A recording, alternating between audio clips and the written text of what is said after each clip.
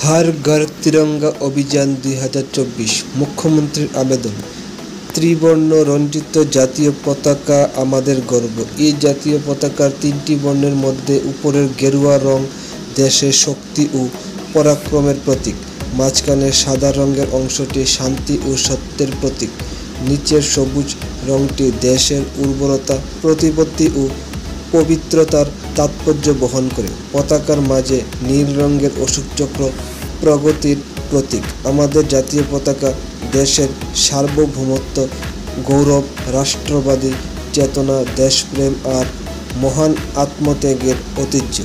দেশের প্রত্যেক নাগরিকের কর্তব্য এই জাতীয় পতাকার মর্যাদা ও সম্মান রক্ষা করা, দেশভক্তি ও দেশপ্রেমের চেতনাকে সুদৃঢ় করে তুলতে এবং দেশের স্বাধীনতা সংগ্রামে ও স্বাধীনোত্তর কালে নিবেদিত বীর শহীদদের প্রতি শ্রদ্ধা জানানোর লক্ষ্যে মাননীয় প্রধানমন্ত্রী শ্রী নরেন্দ্র মোদীর আহ্বানে সারা দেশের সাথে ত্রিপুরাতেও 2022 সালে 13 থেকে 15 আগস্ট প্রথমবার হর ঘর তিরঙ্গা কর্মসূচি পালন করা হয়।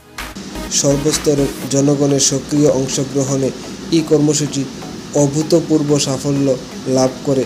অনুরূপভাবে 2023 সালেও এই কর্মসূচি সাড়ম্বরে পালিত হয়। ত্রিবর্ণ রঞ্জিত জাতীয় পতাকা আমাদের দেশাত্মবোধের পরিচায়ক ও রাষ্ট্রীয় চেতনার অনুভূতি বহন করে আসছে। রাষ্ট্রীয় চেতনার এই অনুভূতিকে রাজ্যবাসীর মধ্যে জাগ্রত করতে রাজ্যে আগামী 13 থেকে 15 আগস্ট 2024 হর ঘর তিরঙ্গা কর্মসূচি পালন করা হবে। এই কর্মসূচির অঙ্গ হিসেবে সরকারি ও বেসরকারি প্রতিষ্ঠানের পাশাপাশি রাজ্যের প্রতিটি বাড়িতে জাতীয় পতাকা উত্তোলন করা হবে।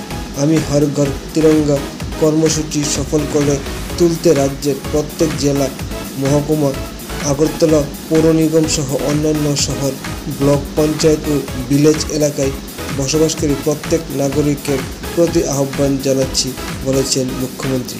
এই জাতীয় পতাকা উত্তোলনের মাধ্যমে আমরা যেমন দেশপ্রেমে উদ্বুদ্ধ হব, তেমনি আমাদের প্রতিজ্ঞা করতে হবে বর্তমান প্রজন্মকে নেশার করাল গ্রাস থেকে মুক্ত করে সুস্থ, স্বাভাবিক ও সুন্দর জীবন উপহার দিতে।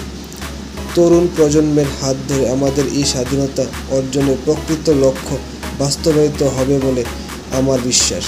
আসুন সবাই মিলে নেশামুক্ত ত্রিপুরা গড়তে আজকের এই দিনে অঙ্গীকারবদ্ধ হই। আমাদের প্রতিজ্ঞা হোক নেশামুক্ত ত্রিপুরা, বলেছেন ত্রিপুরার মুখ্যমন্ত্রী।